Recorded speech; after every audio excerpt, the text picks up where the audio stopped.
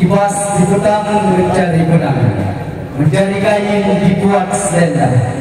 Hari ini Kak Hersa hati cukup senang karena Bang Tito telah datang ke Pulau Nyamubang mencari sampah, pergi mencari buah koin. Walaupun banyak cowok yang tampan, hanya Bang Tito pilihan di Hersa. Adanya berbahagia, marilah kita sama saksikan. Salam takzim darah baru kepada Lito, baru kami persilahkan. Secara langsung kepada Bang Lito. Persilakan untuk sentuhan. Jadi salam dicium tangannya, ditahan dulu kakak. Oke, 3, 2, 1. Sekali lagi ya kak, 1, 2, 3. Baik. Selanjutnya.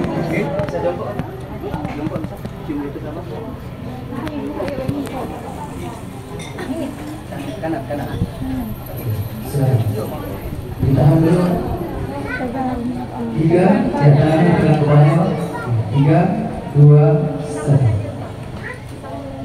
Sekali lagi. 1, 2, 3.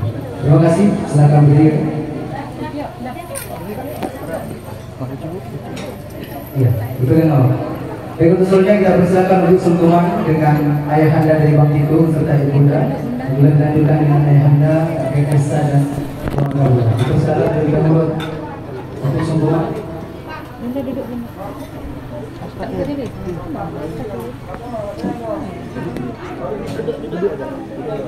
Duduk aja Pak.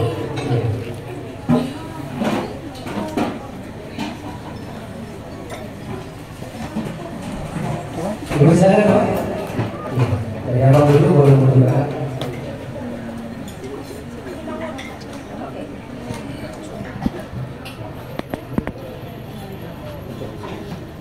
Oke. Ya.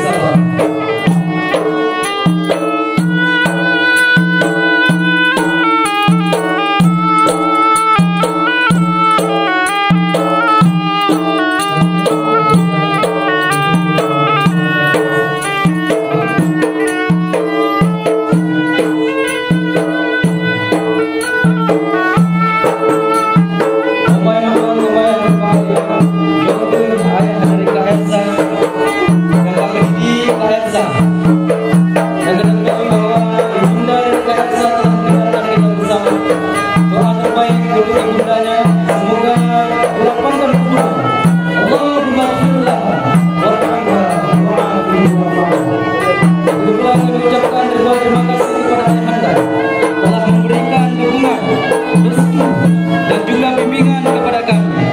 Berikan kepercayaan penuh kepada kami. Insyaallah kami berjanji akan amanah dan selalu jadi keluarga yang saling berguna. Amin.